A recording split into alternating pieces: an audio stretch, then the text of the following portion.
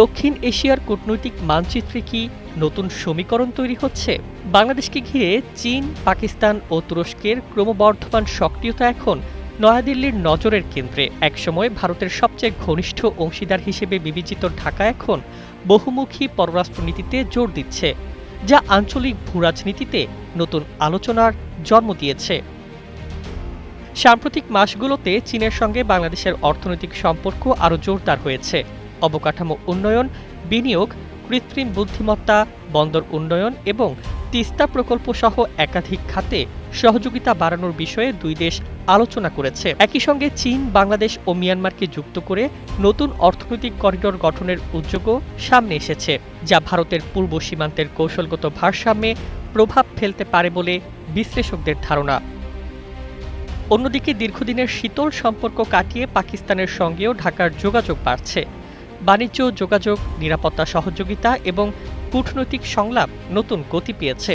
পাশাপাশি তুরস্ক বাংলাদেশের সঙ্গে প্রতিরক্ষা, অর্থনীতি ও কৌশলগত সহযোগিতা সম্প্রসারণে আগ্রহ দেখাচ্ছে।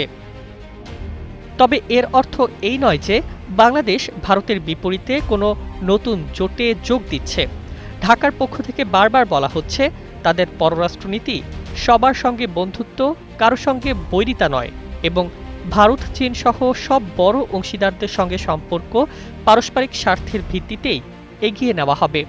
তবুও ভারতীয় কৌশলগত মহলে উদ্বেগ বাড়ছে, কারণ চীন পাকিস্তান ঘনিষ্ঠতার সঙ্গে যদি বাংলাদেশ ও তুরস্কের সহযোগিতা আরও গভীর হয়, তাহলে বঙ্গোপসাগর, উত্তর পূর্ব ভারত, বাণিজ্য করিডোর এবং আঞ্চলিক নিরাপত্তার সমীকরণে নতুন চাপ তৈরি হতে পারে।